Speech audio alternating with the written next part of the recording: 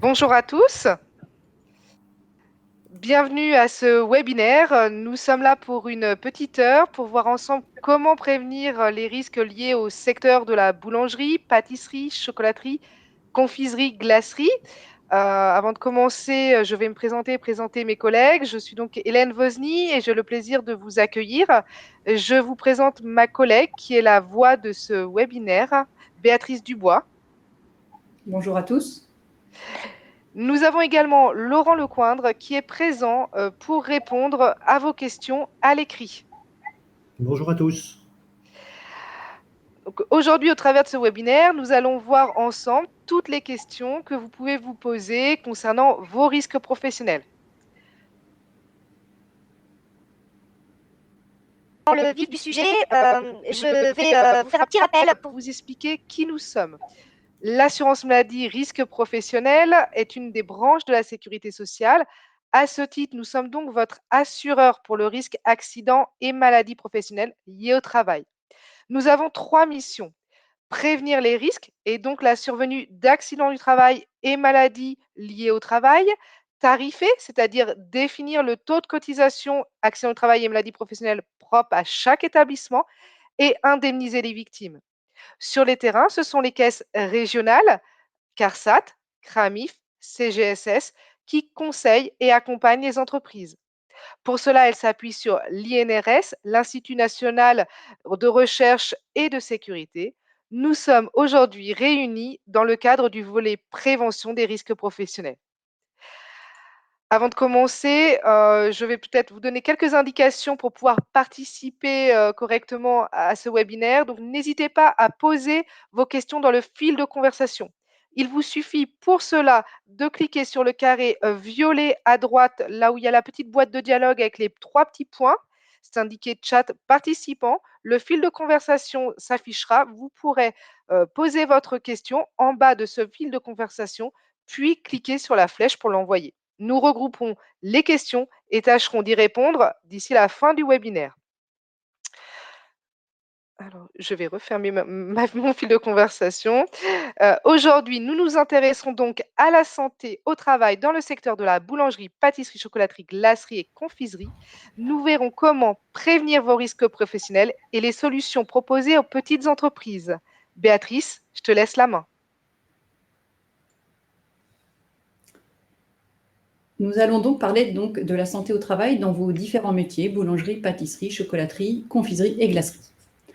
Donc, pour commencer, l'assurance maladie risque professionnel a lancé une action nationale pour accompagner les TPE de près de 40 métiers dans leur démarche de prévention.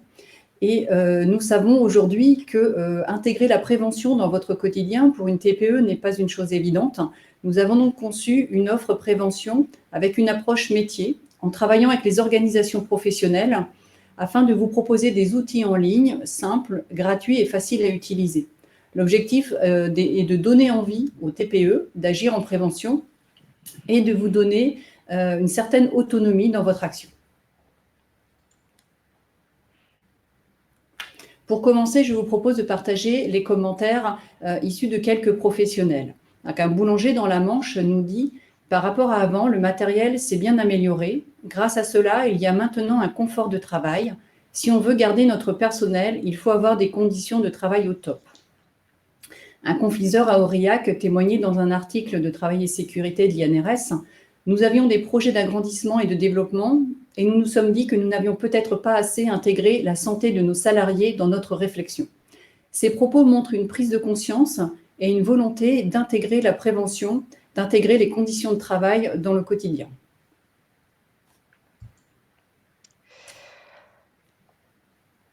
Quels sont donc les principaux risques auxquels vous êtes exposés ? Donc, avant de répondre à cette question, je vous propose de lancer un sondage pour donc connaître votre avis, savoir quels sont les principaux risques dans vos activités. Je vais lancer le sondage pour y répondre. Donc, c'est la fenêtre en haut à droite, violette aussi, avec le petit dessin dossier.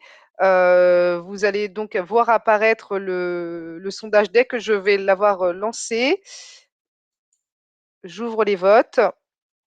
Le sondage est lancé, vous avez 1 minute pour y répondre. Vous pouvez, accepter, plusieurs, propositions. Elles sont, donc, les différentes propositions sont claquage musculaire, lumbago lorsque l'on porte une charge ou que l'on fait un effort important. Douleur aux épaules, aux poignets par des efforts et gestes répétitifs.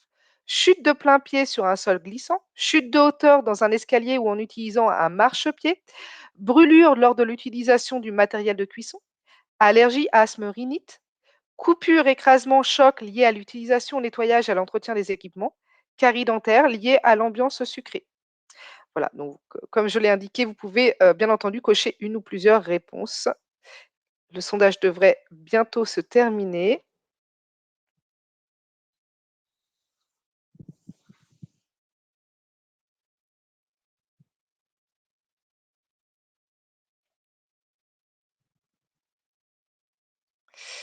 Voilà. Béatrice, je te laisse peut-être commenter ces résultats et nous apporter les éléments de réponse. Oui, voilà, globalement, l'ensemble des propositions de risque ont été cochées, avec peut-être un petit peu moins de réponses pour les dernières propositions, carie dentaire, coupure, écrasement. Donc, je vous propose de revenir en fait sur ces différents risques que nous avons évoqués là.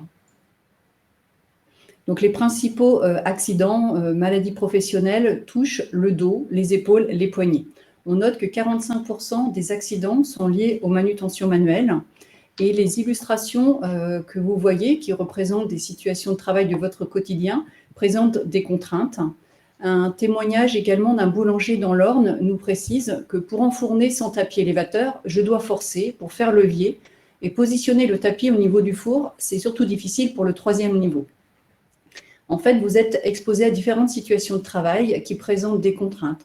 Vous êtes amené à manutentionner des charges lourdes, cela peut être des produits, des sacs d'ingrédients, cartons, poches de produits, également des plaques de produits, mais également du matériel. Si on prend le cas simplement du bol, la cuve du batteur, qui pèse pas loin de 10 kg à vide, vous êtes également amené à déplacer du matériel lourd, pétrin, diviseuse.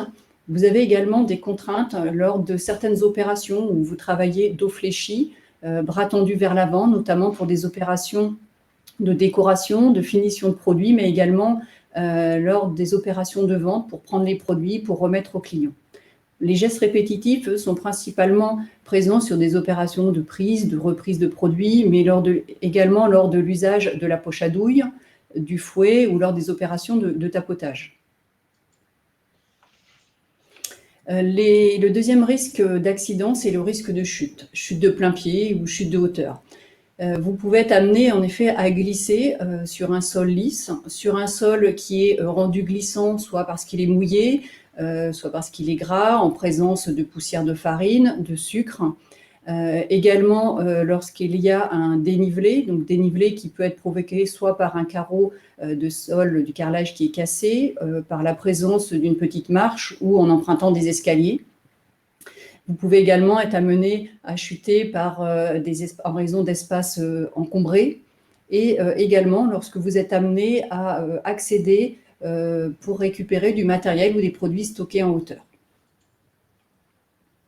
Le risque de brûlure est également présent. Il survient le plus souvent lors de la manipulation de produits chauds sans protection ou de plaques de produits, également lors d'usage de différents matériels de cuisson, procédés, donc gaz, chalumeau, four, et également lorsque le poste de travail pour ce type d'activité est situé dans une zone de circulation. Vous êtes également exposé à différents allergènes irritants qui peuvent provoquer des allergies cutanées, asthme, rhinite. Monsieur Fleury, directeur du LEMPA, précisait dans un témoignage pour la TOC Magazine, malgré des progrès réalisés par la filière, l'asthme et les allergies respiratoires demeurent fréquents dans les fournis, sachant que beaucoup de salariés ne déclarent pas leur maladie. Il faut savoir que ces pathologies d'asthme, rhinite, peuvent amener une personne à devoir renoncer à son activité professionnelle. Donc, vous êtes exposé à différents irritants, allergènes, donc déjà au niveau des voies respiratoires, donc par les poussières de farine, poussières qui peuvent être mises en suspension soit par du matériel qui n'est pas étanche, pétrin, diviseuse, soit lors des opérations de nettoyage par l'usage du balai ou de la balayette qui met en suspension les poussières, également lors du fleurage, lorsqu'il y a un fleurage important. Vous êtes exposé également à d'autres allergènes irritants que sont des enzymes, le cacao, la poudre de cacao très volatile. Et au niveau des allergies cutanées, les allergies apparaissent au contact de protéines végétales, particulièrement pour certaines farines, farine de blé, seigle, orge, également avec le contact de certains épices. Vous êtes également amené à manipuler beaucoup de produits de nettoyage, détergents, désinfectants qui sont nécessaires dans les activités alimentaires et qui peuvent être à l'origine d'irritations et d'allergies cutanées. Un autre risque, la carie dentaire, voilà, qui a été un petit peu moins identifié dans les principaux risques de votre métier, mais il ne faut pas y sous-estimer, négliger la carie dentaire. Elle était extrêmement présente dans votre profession. Une étude du régime social des indépendants mettait en évidence que les boulangers-pâtissiers consomment presque 4 fois plus de soins dentaires, ont 5 fois plus de couronnes pour les 18-25 ans, 7 fois plus d'appareils complets pour les 36-40 ans que les autres professions. Un médecin du travail signalait également que le risque de carie dentaire peut apparaître dès 6 mois d'activité.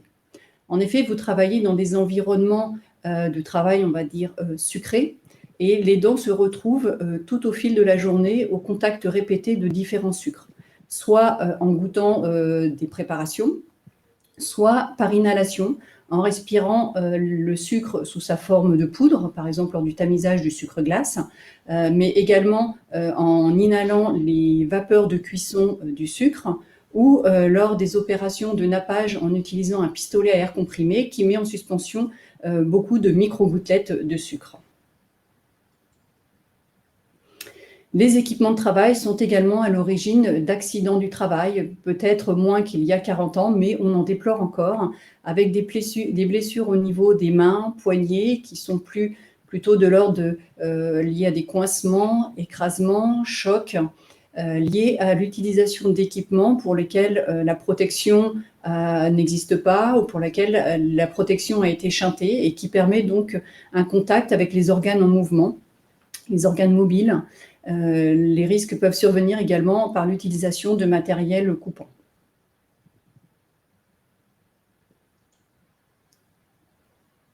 Pour terminer, il ne faut pas oublier que les pics d'activité, les horaires décalés sont des conditions de travail qui impactent la santé.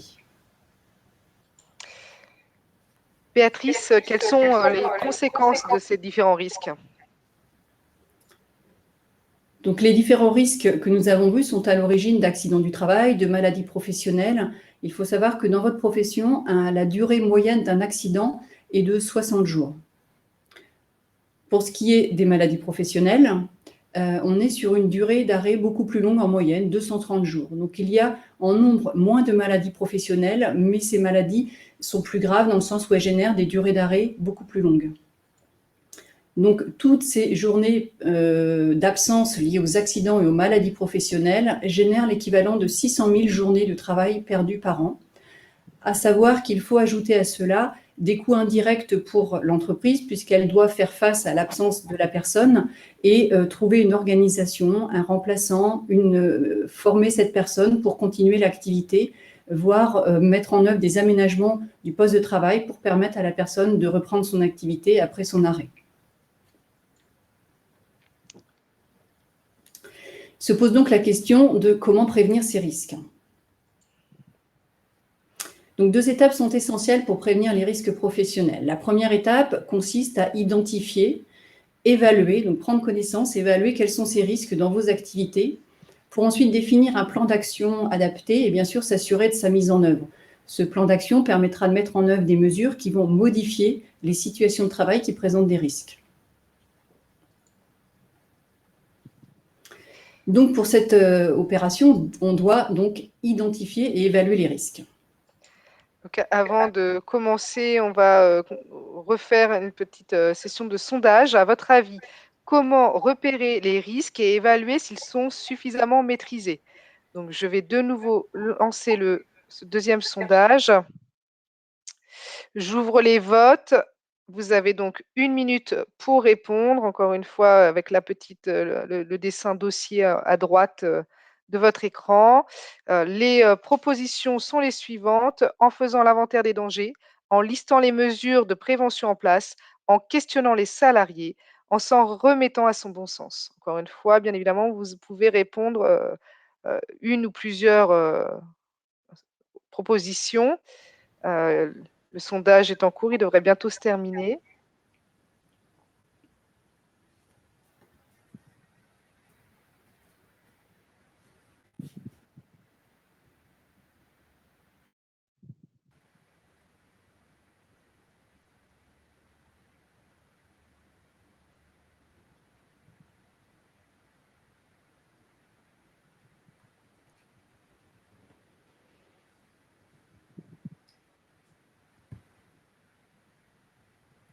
Voilà.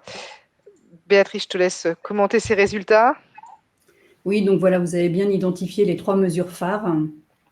S'en remettre à son bon sens, voilà, certes, c'est une mesure qui apporte une utilité, un intérêt, mais qui ne va pas être suffisant. Donc concrètement, pour évaluer vos risques, il faut s'appuyer sur une méthode. Il faut réaliser cette évaluation des risques avec les salariés, parce que les salariés, ils connaissent bien leur activité, ils connaissent bien les situations de travail, les risques, et ils sont donc en capacité ensuite d'apporter des solutions pertinentes pour prévenir ces risques. Cette évaluation des risques doit être révisée au moins 1 fois par an, et dès qu'un changement survient, un changement qui impacte les conditions de travail, et également lorsqu'il y a un accident ou un presque accident qui survient. Pour cela, donc, il y a 4 étapes dans cette démarche. La première question à se poser, c'est d'identifier donc où sont les dangers. Quelles sont les situations, quels sont les dangers, les situations qui peuvent me blesser. Quels sont ensuite les risques, c'est-à-dire quand, comment, à quelle fréquence suis-je exposé à ces situations dangereuses qui peuvent nuire à ma santé. La troisième étape, c'est de se poser la question, voilà, comment je me protège de ces situations à risque, quelles mesures je mets en place pour éviter l'accident, la maladie professionnelle. Et la dernière question, c'est est-ce que ce que j'ai en place est suffisant? Est-ce qu'il n'y a pas des mesures complémentaires qui peuvent être mises en œuvre? Donc, cette évaluation des risques est formalisée au travers de ce qu'on appelle le document unique. Ce document unique reprend en fait cette évaluation des risques, on prend un inventaire des risques qui sont identifiés. Il faut savoir que ce document unique n'est pas une fin en soi, puisqu'il doit aboutir à l'élaboration d'un plan d'action, donc un ensemble d'actions qui vont concrètement amener à modifier des situations de travail pour supprimer les risques. Donc, je vous rappelle que le document unique est une obligation légale de l'employeur. Et je vais revenir au cours de la présentation sur un outil, l'outil OIRA, qui vous permettra justement de faciliter le travail pour vous en termes de réalisation de cette évaluation des risques. Donc, comment peut-on agir sur ces risques, Béatrice? Donc concrètement, vous pouvez agir à différents niveaux. Donc déjà, au niveau des locaux de travail, la conception, l'organisation des locaux est un point important. Vous pouvez agir également au niveau du matériel, le choix du matériel, utiliser du matériel qui facilite le travail, qui ne présente pas de risques ou de contraintes pour la personne. Vous pouvez également faire des actions au niveau de l'organisation du travail. La formation est une piste à explorer également, monter en compétences, se former sur certains sujets. Et globalement, il faut animer tout ça, animer la prévention, c'est-à-dire communiquer, échanger, parler sur cette question de risque et de prévention au quotidien. Donc concrètement, en termes de prévention des risques liés aux manutentions, donc ce qu'on avait vu en premier risque qui touche le dos, les épaules, vous pouvez proposer, mettre à disposition des équipements d'aide à la manutention, mécaniser certaines tâches, notamment pour les opérations de transfert de produits utilisés en grande quantité. Donc, ça peut être la farine, le sucre, le lait, le chocolat, en fonction de votre métier. Utiliser des systèmes de dosage plus ou moins automatisés pour faciliter ces opérations. L'utilisation d'un tapis élévateur en fourneur pour charger et décharger les fours, notamment les fours à pain, est un équipement qui facilite énormément ce travail.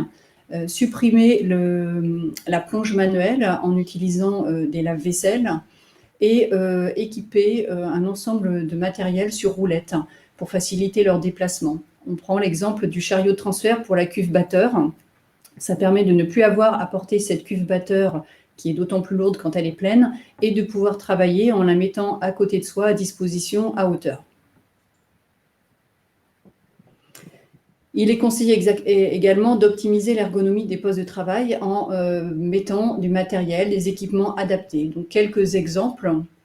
Les chariots à niveau constant qui permettent de maintenir à niveau constant le poste de travail, les préparations que vous êtes en train de faire. La table de travail qui est réglable en hauteur, donc réglage manuel qui permet de s'adapter à la morphologie des différentes personnes, des travailleurs. Vous pouvez également utiliser des rehausses mobiles lorsque ça peut être adapté également.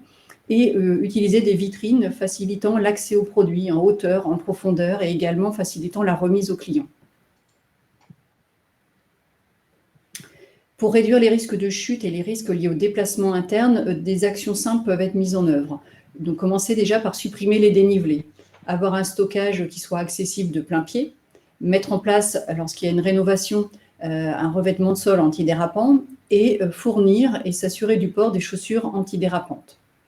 Un chocolatier pâtissier dans la Manche précisait que depuis que j'ai refait le sol avec une résine antidérapante, c'est moins glissant. Je ne regrette pas du tout mon investissement. J'utilise une petite autolaveuse pour nettoyer, c'est plus facile. Pour réduire aux poussières de farine, je vous propose une petite séquence participative avant de vous dévoiler les différentes actions. Donc, cette fois-ci, la question est la suivante. À votre avis, comment peut-on réduire la présence de poussière de farine dans l'air respiré? Donc, encore une fois, vous pouvez rejoindre ce sondage par le petit dessin en haut à droite. Je vais lancer de suite. Voilà, vous avez 1 minute pour répondre. Encore une fois, vous pouvez cocher plusieurs propositions. Donc, les propositions sont les suivantes. En capotant certains équipements, en remplaçant certains équipements qui émettent de la farine dans l'air, en modifiant ces pratiques lors du fleurage, en supprimant l'usage des balayettes, de balais, en changeant de farine de fleurage. Donc à vous de jouer. Le sondage est en cours, il reste encore un petit peu de temps.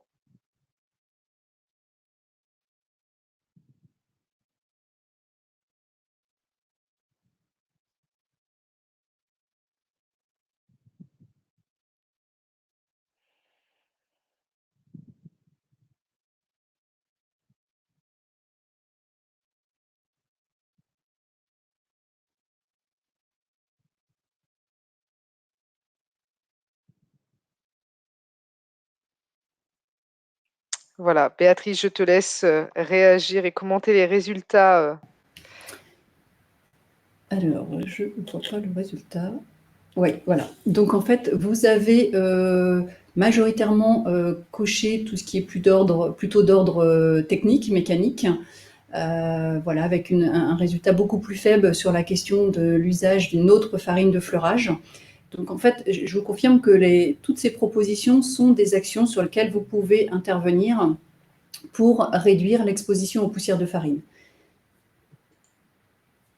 Donc, pour réduire l'exposition aux poussières de farine, il faut en effet réduire la présence de poussière qui est dans l'air respiré.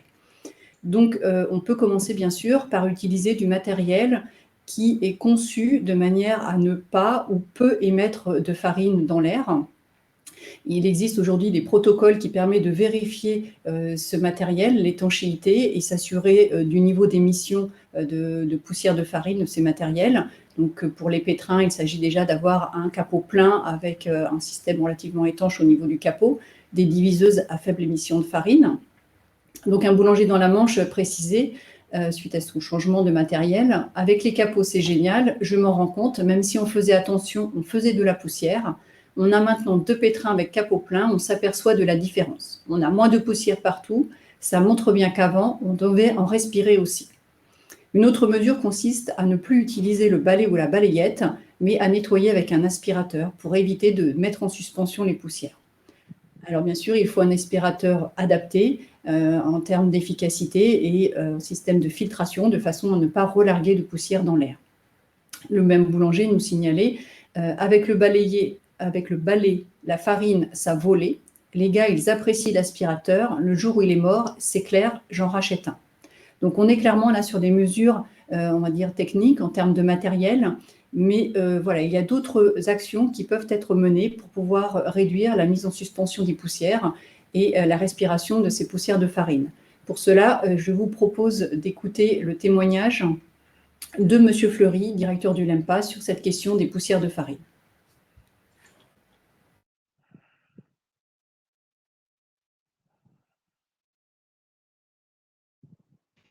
Monsieur Fleury, nous venons de voir que recourir à du matériel performant en termes d'étanchéité permet de réduire les émissions de farine. Est-ce un moyen, selon vous, suffisant pour réduire l'exposition des boulangers-pâtissiers? Alors, réduire l'exposition des boulangers-pâtissiers en les incitant à investir dans du matériel plus étanche pour limiter la propagation des poussières de farine, c'est clairement la première étape. Et on voit qu'au niveau des boulangers, c'est quelque chose qui fonctionne bien et qui plaît. Depuis 2017, nous, on avance également en parallèle sur l'évaluation de la farine en elle-même, et notamment sur sa pulvérulence. C'est-à-dire qu'une farine, en fonction de sa provenance, du moulin dans lequel elle a été fabriquée et de la période également de l'année, ne va pas avoir la même capacité à rester en suspension dans l'air lorsqu'elle est utilisée. On a donc mis au point un indice qui s'appelle l'indice de pulvérulence. Et c'est une analyse qui va permettre à un meunier qui le souhaite de fabriquer une farine moins pulvérulente, donc moins nocive pour le boulanger qui l'utiliserait. Et le boulanger a-t-il le moyen d'agir, lui, sur ses pratiques professionnelles pour se protéger également? Alors oui, bien sûr, il peut agir sur ses pratiques professionnelles. On a des exemples très concrets dont on sait qu'ils marchent. C'est par exemple lors du pétrissage, mettre l'eau dans le pétrin avant de mettre la farine, ce qui permet de coller les microparticules et d'éviter qu'on les retrouve en suspension derrière lorsqu'on active le pétrin. Il y a d'autres pratiques qui consistent à supprimer l'usage de la balayette qui est très présente dans les fournils et de la remplacer plutôt par des aspirateurs qualifiés pour l'usage en boulangerie, donc des aspirateurs qui seraient homologués. Le fleurage, c'est une partie du métier de boulanger qui l'occupe quotidiennement. Et le fait de fleurer plutôt soit au tamis, soit avec des farines à faible indice de pulvérulence nous semble vraiment une piste très intéressante et très importante à suivre dans les pratiques du quotidien des boulangers. Merci à vous.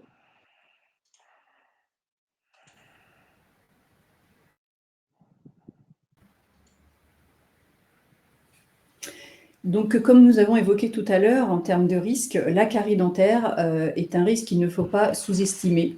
Il est donc important d'informer, de sensibiliser, de parler de ce risque de carie dentaire. Il faut déjà sensibiliser et s'obliger à ne goûter les préparations que le strict nécessaire. Utiliser des pratiques de fabrication non émissives pour éviter toute cette mise en suspension ou de respirer des particules, des vapeurs de sucre. Si on prend le cas de l'usage du pistolet à air comprimé, il faut essayer d'organiser le travail avec un poste, un endroit bien défini, avec un plateau tournant et un système de captage localisé pour capter au plus proche les émissions de ces micro-gouttelettes et éviter qu'elles soient mises en suspension. Il faut également consulter un dentiste tous les 6 mois pour surveiller l'évolution des caries, qui était une évolution très rapide, et se brosser les dents plusieurs fois par jour, et particulièrement à la fin du poste de travail, à la sortie du poste de travail. Pour terminer, il ne faut pas oublier qu'il est important et qu'il y a aussi des choses à faire au niveau de l'organisation du travail afin de réduire, supprimer les accidents ou les maladies professionnelles.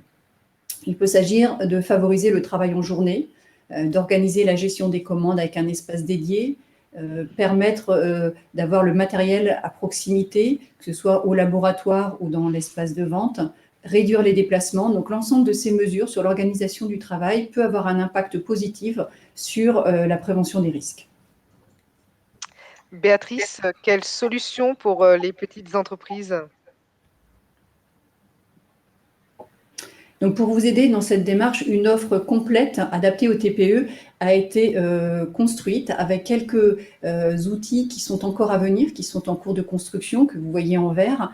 Mais globalement, les différents outils que nous vous proposons sont accessibles et vous les retrouvez sur des pages web spécifiques à votre métier, sur le site de l'INRS et sur le site Amélie. Et je vous propose de reprendre quelques-uns de ces outils.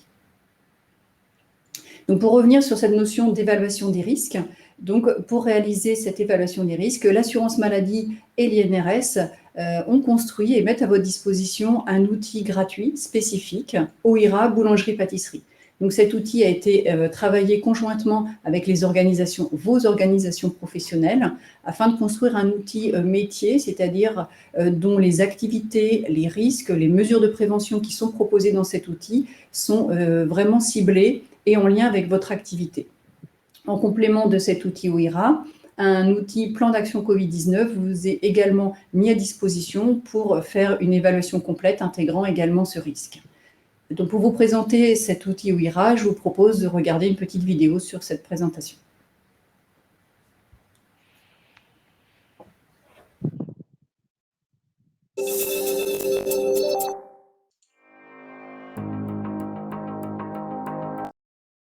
Utiliser OIRA et télécharger un rapport ainsi qu'un plan d'action à la fin de votre évaluation, il faut d'abord s'inscrire en début de session.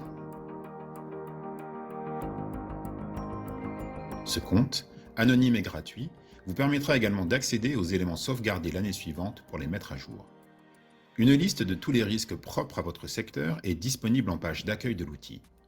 Elle peut être imprimée pour évaluer les risques directs du travail avec vos salariés.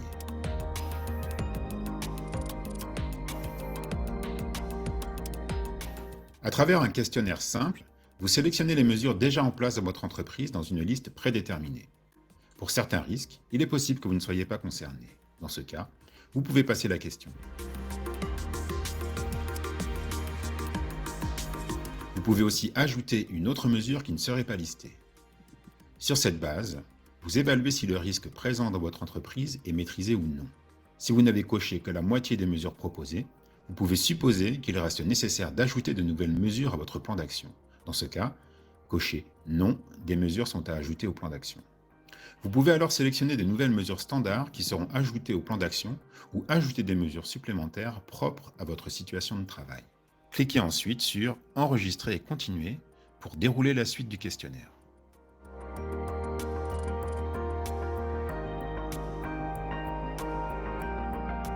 À la fin du questionnaire, il vous est encore possible d'ajouter un ou des risques supplémentaires qui ne seraient pas listés dans l'outil pour leur attribuer des mesures de prévention spécifiques.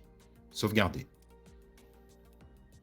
Cliquez ensuite sur « Enregistrer et continuer » et téléchargez le rapport que vous pouvez utiliser comme document unique sous la forme d'un fichier Word. Il récapitule pour chaque risque identifié l'ensemble des mesures soit déjà mises en place, soit à mettre en œuvre dans l'entreprise.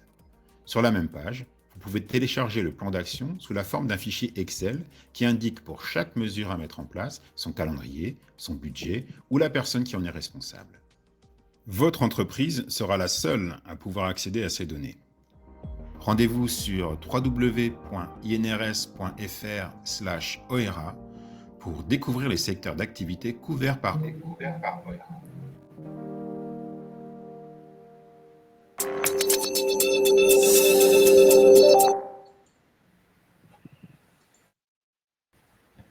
Voilà, n'hésitez pas à consulter cet outil en ligne qui est vraiment construit pour votre métier. Donc, il vous permet ainsi d'obtenir un extrait de document unique. Vous retrouvez pour chacune des activités le risque qui est précisé, les mesures de prévention que vous avez identifiées comme étant déjà en place et les mesures de prévention à mettre en œuvre, ce que vous avez envisagé, ce qui est prévu dans votre plan d'action. Un autre outil consiste à vous aider dans le choix de vos équipements de travail, puisqu'on a vu que choisir un équipement n'est pas anodin. Il est important qu'il facilite le travail, mais qu'il ne génère pas de contraintes ou de risques complémentaires. Donc, parmi les documents qui sont mis à votre disposition, documents de référence, vous avez notamment des cahiers des charges. Donc, les cahiers des charges que je vous présente là sont les cahiers des charges qui ont été élaborés dans le cadre de subventions prévention TPE, qui restent aujourd'hui des critères de référence. Donc, ce cahier des charges existe aujourd'hui pour les diviseuses à faible émission de farine. Donc, il définit notamment le processus de contrôle, de qualification de la diviseuse auquel le fabricant soumet son équipement, donc contrôle qui est réalisé par le LEMPA, qui permet d'établir un rapport qui statue sur le fait que la diviseuse est à faible émission de farine ou non. Et lorsque cette diviseuse répond favorablement, elle figure sur une liste qui est mise à votre disposition sur le site d'amélie.fr et également sur le site du LEMPA.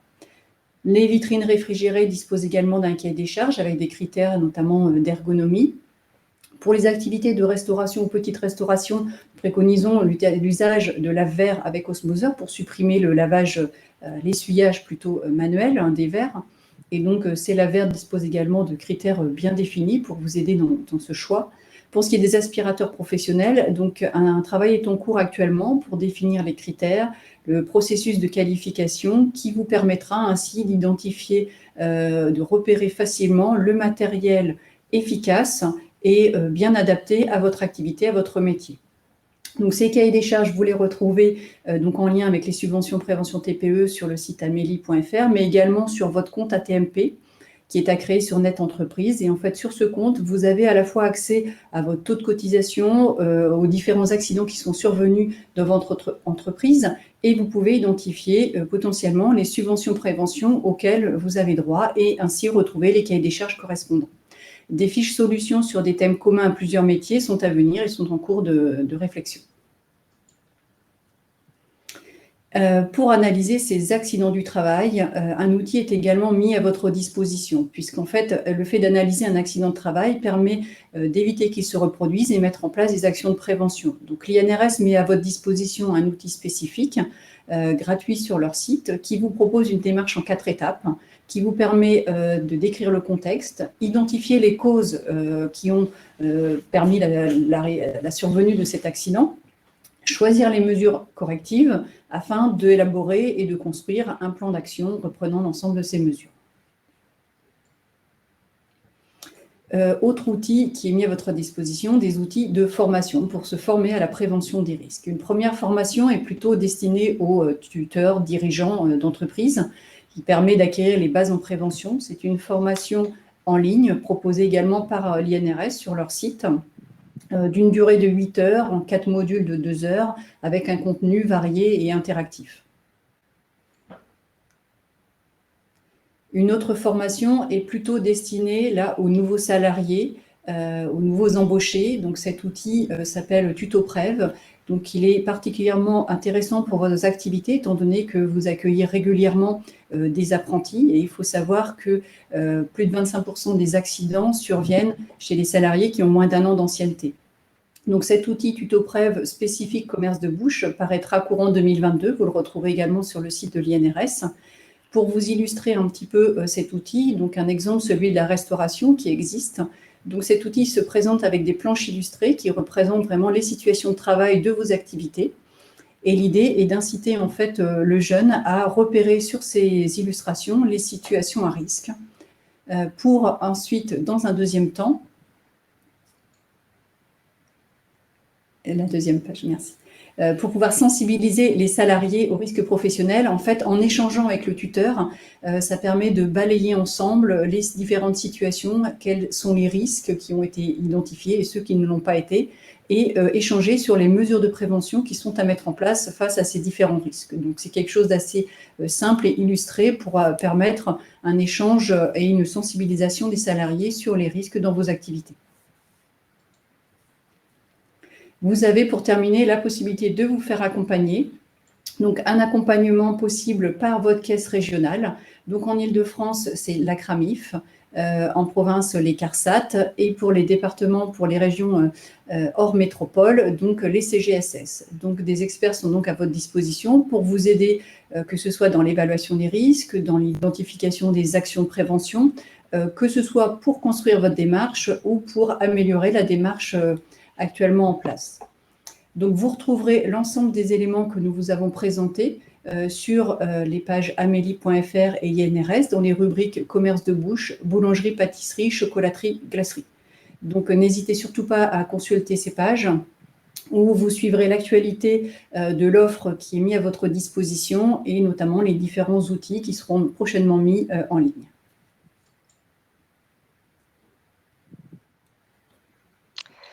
C'est maintenant l'heure de répondre à vos questions. Je vous invite, si ce n'est pas déjà fait, à poser vos questions dans le chat pour que nous puissions y répondre dès maintenant. Des questions ont été posées, j'ai vu tout le long de ce webinaire. Peut-être Laurent, faire un petit retour, un récap. Oui, tout à fait, oui. Donc, je vais prendre la main. Donc, ce ne sont pas tout à fait des interrogations. Donc, il y avait des remarques de la part de Frédéric R. Donc, sur l'histoire des caries dentaires. Mais Béatrice, au cours de la présentation, a répondu justement sur la problématique des caries dentaires, notamment sur la slide numéro 16. Ensuite, c'était aussi plutôt un constat sur le plan de travail, des plans de travail qui étaient trop bas, des cadres en acier qui tombaient sur la tête, les sols des labos qui étaient irréguliers. Donc, c'était un certain nombre de constats.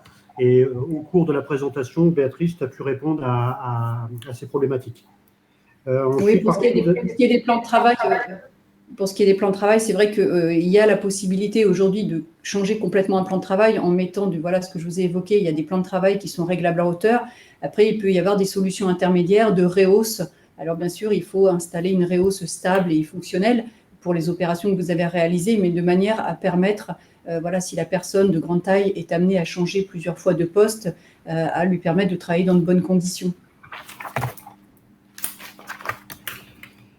D'accord. Une question de Mathilde. Les risques sont-ils cités dans un ordre de fréquence selon les statistiques ATMP? Alors, je n'ai pas forcément eu cette vigilance tout le long de la présentation.